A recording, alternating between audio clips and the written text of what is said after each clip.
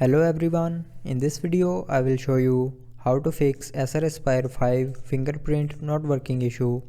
So before starting the video, don't forget to subscribe the channel and also press the bell icon.